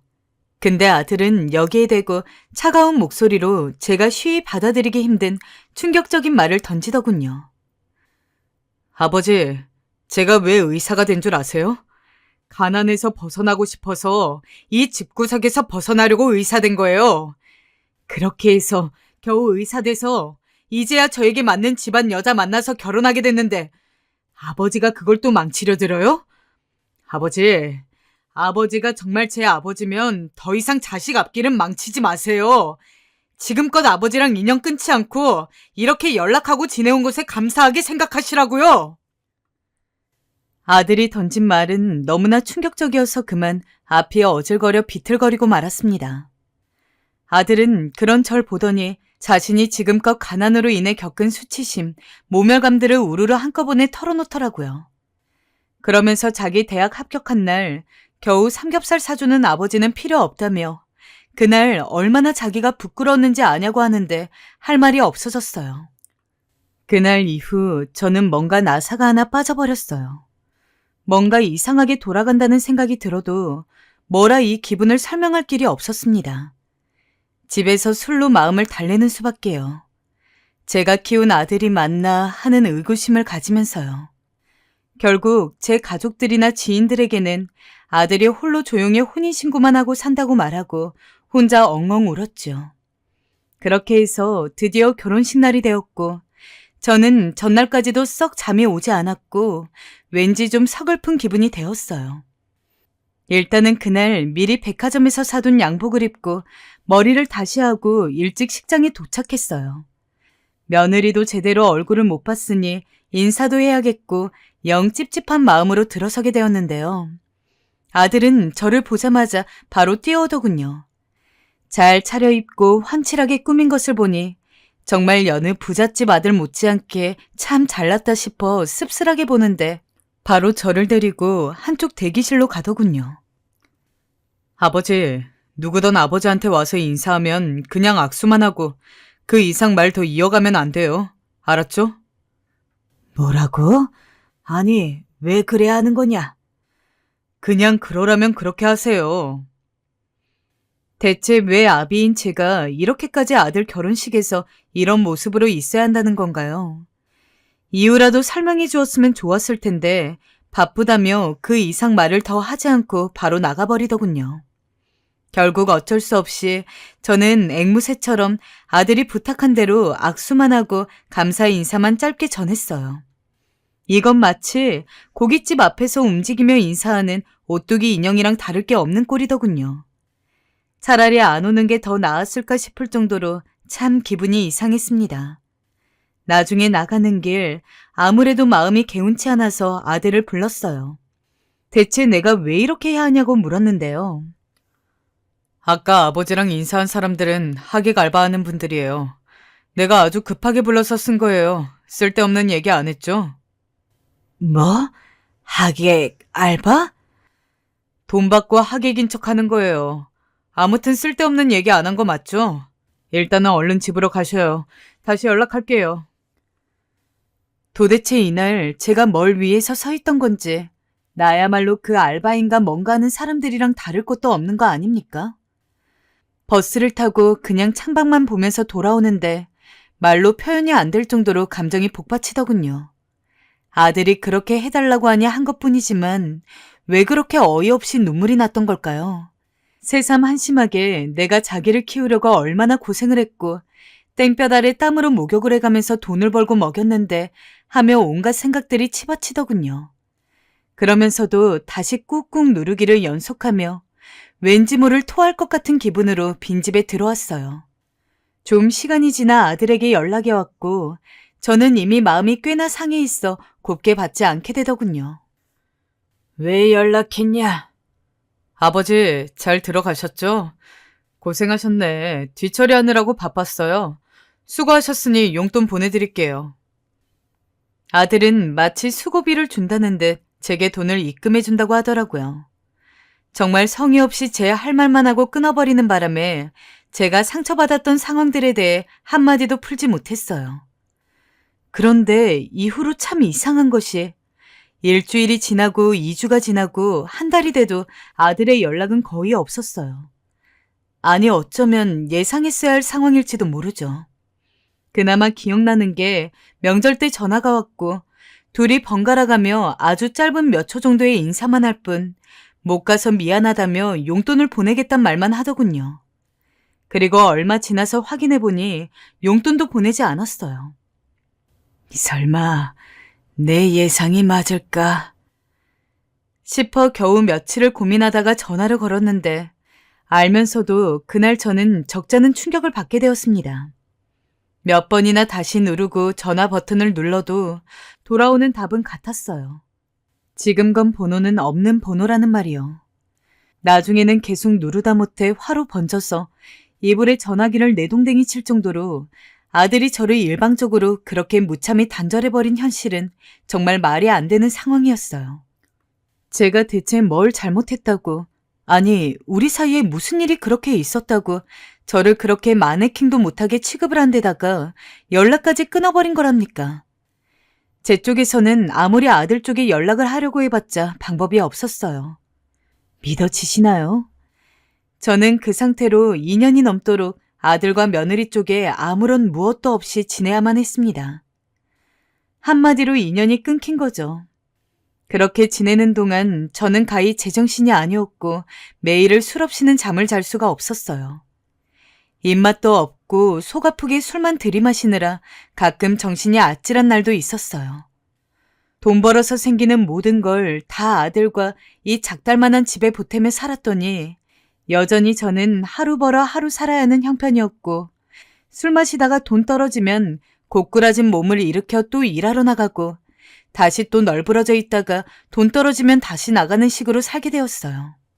그렇게 지내고 있던 중 가뜩이나 힘들어 비틀비틀 거리는 저를 누가 발로 걷어차는 마냥 비참한 상황을 또 만나게 되어버렸어요. 때는 올해 설이었고 집에서 이러고 있는 저를 형과 누나가 불러서 떡국 먹자고 하기에 오랜만에 들렸어요. 그날 마침 큰 조카가 자기 애들을 데리고 왔더라고요.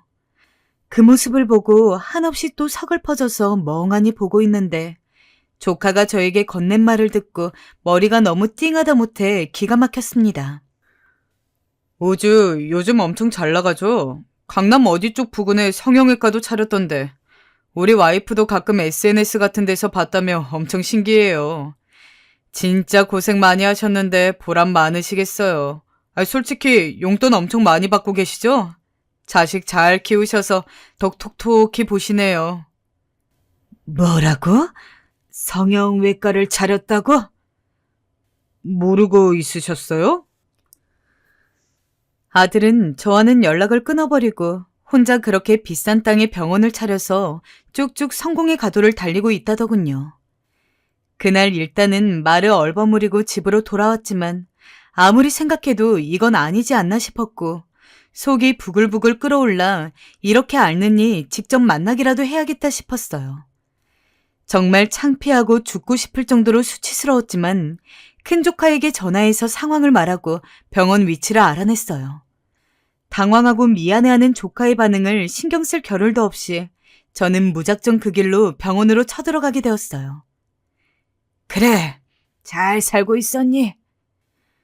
그런데 입구에서 만난 아들은 바로 저를 단번에 알아보곤 보자마자 주변을 살피더니 다시 저를 구석으로 몰고 가는 게 아니겠어요? 아버지, 저기 말이라도 하고 오셔야죠. 아니, 연락드릴게요. 일단 가세요. 여기 보는 사람들 눈 많아요. 저는 그 순간 분노를 참을 길이 없었고 눈에 핏대가 올라오는 게 스스로 느껴질 정도였어요. 정말 눈이 튀어나올 듯 아들에게 빽빽 소리를 질러대었습니다. 야, 이 버러지 같은 자식아! 네 애비를 버리고 니만 잘 살면 다야? 네 애비가 그렇게 우스워? 내가 널 어떻게 키웠는데 어떻게 애비한테 이럴 수가 있어? 부모한테 이럴 수가 있어? 그 허옇고 널쩍한 병동 안에서 사방이 대리석인 양 번뜩이는 그 장소에서 내 아들임에도 아들이 아닌 상태로 저를 차갑게 내쫓으려는 아들에게 저는 왁왁 분노를 토해버렸어요. 뭘 해도 아들에게 다 쏟아내고 끝내버리리란 생각뿐이었어요. 그런데 아들이 절 보고 그러더군요. 아버지, 아직도 정신을 못 차리신 거예요? 제가 그렇게 눈치를 드렸으면 이제 알아차리실 때도 됐잖아요. 뭐? 저 아버지랑 인연 끊고 살아가고 싶은 거요. 그냥 적당히 아버지도 알아듣고 장단 맞춰주시는 건 줄 알았는데 지금 여기에 와서 대체 뭐 하시는 거예요? 혹시 아버지 돈 필요하세요?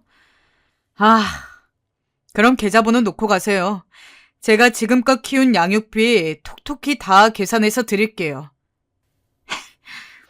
이 못된 놈의 자식, 너 어떻게 아버지한테? 아버지야말로 너무하시죠? 갑자기 말도 없이 저한테 일이 찾아오시면 어떡해요? 전 아버지 지금 미국에 있다고 말해놓은 상황인데 제 아내가 아버지라도 마주쳤으면 어쩔 뻔했냐고요? 정말 왜 그리 대책이 없으신 거예요?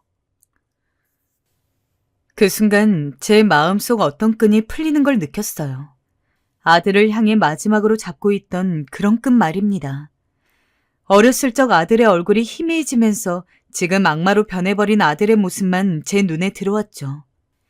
허나 그냥 돌아왔으면 그나마 어찌 되었을지 모르겠는데 아들은 정말 남도 못할 짓을 저에게 저질러 버렸어요.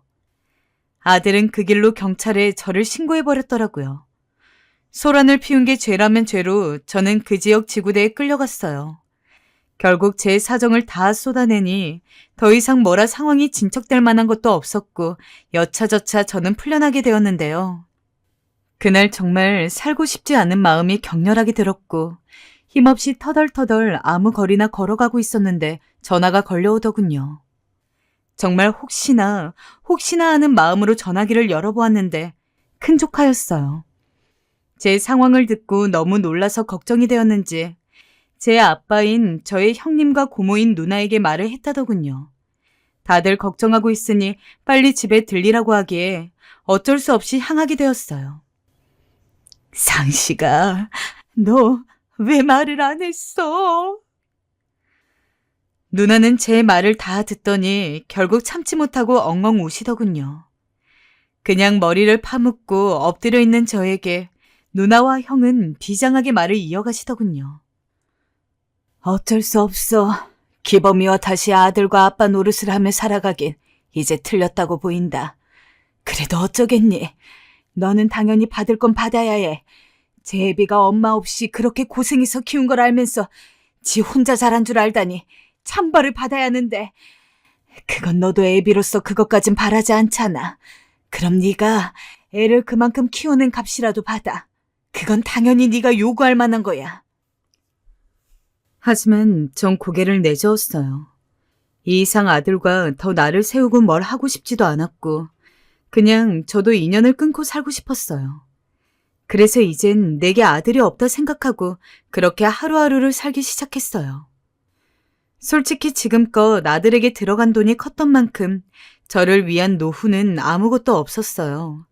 뭐라도 해야 돈을 벌어야 할 처지였죠. 오히려 그런 냉혹한 현실이 다시 저를 눈뜨고 살게 하더라고요. 저는 뭐라도 다시 해볼 기력으로 자리에서 일어났어요.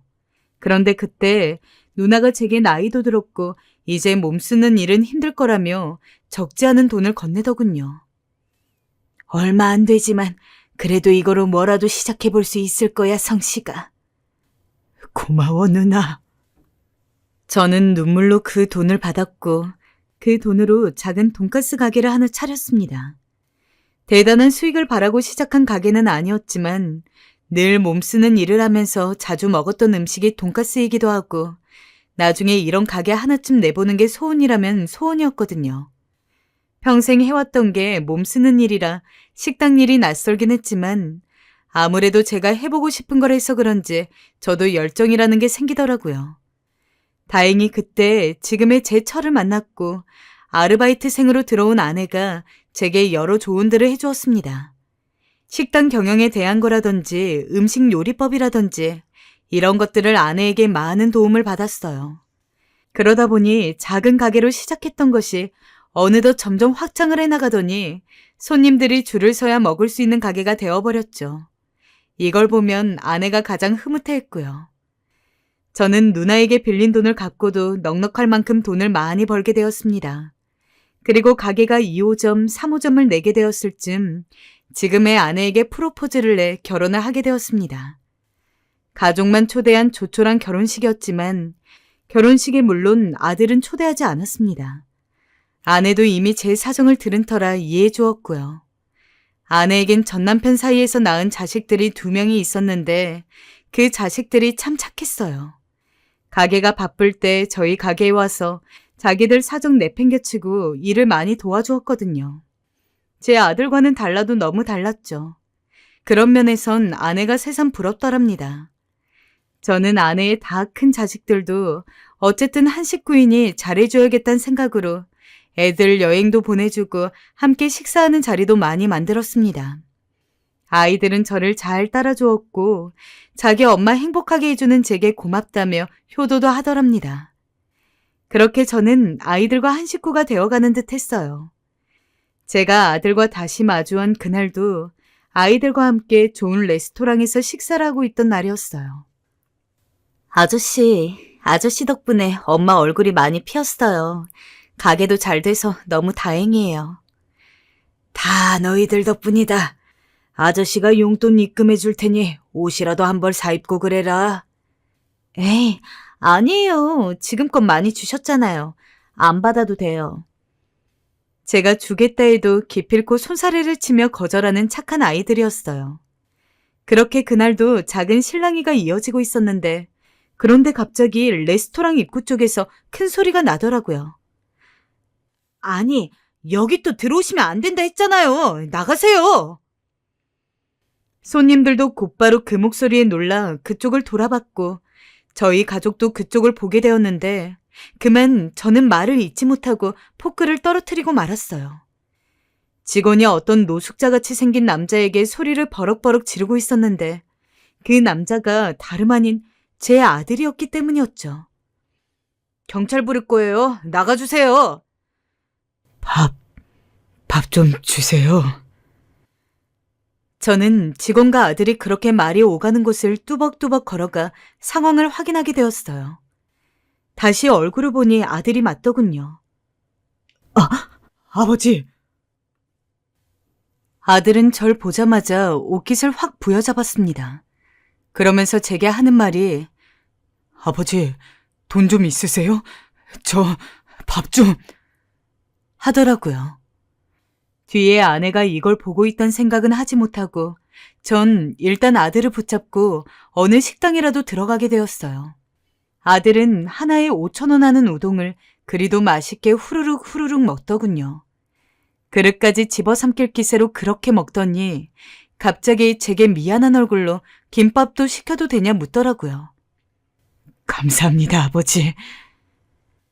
저에게 격떨어진다며 가족도 초대 못하게 하던 아들이 5,000원도 없어 이런 거짓 신세가 되었다니 눈으로 보고도 믿을 수가 없어 저는 한참을 멀뚱히 아들이 먹는 모습을 보았어요. 아들이 밥을 먹은 후엔 이제 어찌 된 일인지 알아야 했어요. 그래서 무슨 일이었는지 물었죠. 아들은 한참을 망설이다 이내 고개를 떨구더니 말을 이어갔어요. 의료사고가 있었어요. 세간은 잘 알려지지 않았어요. 병원 측에서 철저히 비밀로 붙이려 했으니까요. 제가 환자 한 명을 그만 완전히 망가뜨렸어요. 그 때문에 돈도 잃고 면허도 잃었고요. 아내는 이미 진즉에 바람이 나 있는 상태였는데 제가 이런 일까지 당하니 바로 이혼하자 하더라고요. 그래서 이렇게 폐인이 되어서 살게 된 거예요. 벌써 1년이네요. 기가 막혔습니다. 그러고 보니 아들 병원에서 의료사고가 났다는 기사를 본 것 같기도 했어요. 그나마도 가물가물했죠. 아들이 그런 일을 저지르고 이리 살고 있을 줄이야 꿈에도 몰랐죠. 솔직히 말해 어떤 말을 해줘야 할지 몰랐습니다. 아들은 눈물을 흘리며 제게 죄송하단 말만 반복하더라고요. 죄송합니다, 아버지. 제가 쓰레기였어요. 아버지에게 너무 큰 죄를 저질렀어요. 이제 와서 용서해달란 말은 하지 않을게요. 그럴 자격도 없으니까요. 근데 문득 아들 얼굴을 보니 아들이 했던 말들이 생각나면서 불쑥 화가 치밀어 오르더군요. 부모 버리고 갔으면 잘 살기라도 할 것이지 왜 또 이런 모습으로 나타나 마음을 심란하게 하는 건지. 감정이 끌어올라 그만 분을 터뜨렸어요. 아들은 제가 화내는 걸 그대로 묵묵히 듣고 있더라고요. 그러다 아들은 무릎을 꿇었고 저는 아들을 얼싸안고 울게 됐어요. 아들도 아이처럼 제 어깨에 기대어 죄송하다며 엉엉 울었고요. 그 후 믿기지 않으시겠지만 아들은 저희 집에서 지내게 됐어요. 여보, 미안해. 불편할 텐데 내가 작은 방 하나 구해서 곧 내보낼게. 아니에요. 당신한테 어찌됐든 아들이잖아요. 일단 화해하는 게 우선이에요. 아내가 아들이 있는 걸 허락해준 덕분이에요. 미운 놈이지만 아들은 이 집에 들러붙고 사는 게 미안한지 제 가게에 나가서 일도 하고 집안일도 하고 그러면서 6개월째 지내고 있습니다. 솔직히 아들 생각이 안 났다면 거짓말이에요. 인연을 끊고 나서도 여러 생각들을 하게 되었습니다. 어릴 적에 밖에 일 다니느라 아들을 혼자 집에 놔두고 외롭게 했던 것이 이런 결과를 자초하게 한 것일까? 뭐 때문에 변해버린 걸까 생각하다가 그러면서도 그냥 아들이 저에게 아빠 서운했어? 미안해 하면서 팔만 조금이라도 뻗어주었으면 좋겠는데 아니 그런 거 다 필요 없이 그냥 아빠 하고 저를 바라봐주기만 했으면 좋겠다고 생각했죠. 하지만 저에게 너무 못된 짓을 했던 아들이었기에 그런 생각마저 자존심이 허락하지 않았어요. 그래서 그런지 지금 아들과 이렇게 지내고 있는 지금 솔직히 썩 나쁘지 않아요. 아직 서로 간의 상처도 있고 저도 아들에게 남은 감정이 있다 보니 아들을 다 받아들이진 못했지만 그래도 이대로 한번 붙들고 살아보려고요. 제 선택 이해해 주시는 분들도 있을 테고 그러지 않으시는 분들도 있을 테지만 그래도 좋은 시선으로 봐주셨으면 하네요. 지금까지 이야기 들어주셔서 감사하고 여러분들의 가정엔 부디 좋은 일만 일어나길 간절히 바라고 있겠습니다.